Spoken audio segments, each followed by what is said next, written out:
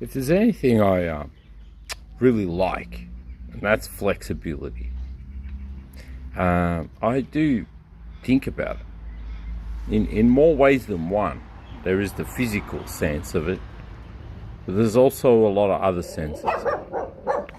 Yeah, like now, being very flexible in my approach to taking in the annoying dog barking there, and not letting it distract me.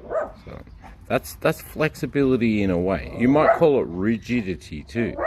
Well, choosing to become rigid and flexible, these are choices we have. Right?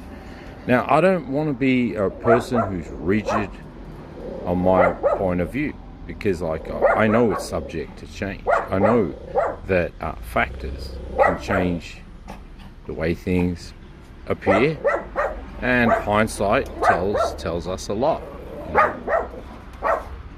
Some of that hindsight you might remember to the tune of a barking dog, but that doesn't matter. I could be listening to smooth jazz all the same. I could still be listening to that smooth jazz, and no one could take that away from me.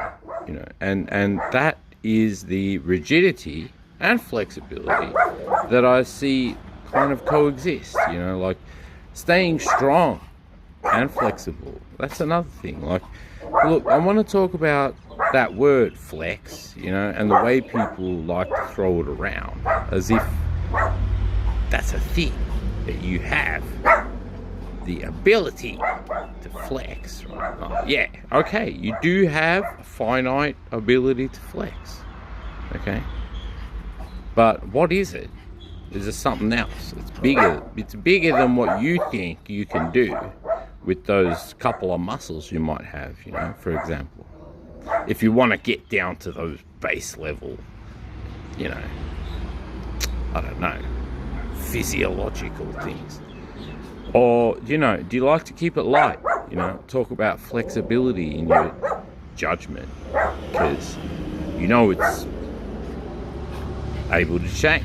It's quite able to. Even if you remain fixed in your view, you may gradually find yourself feeling, I don't know, less and less correct, less and less relevant, maybe less and less participating and more watching what's going on, not really knowing what to say next. I think, unless you're going to add to that to-do list, which I know it's getting longer each day.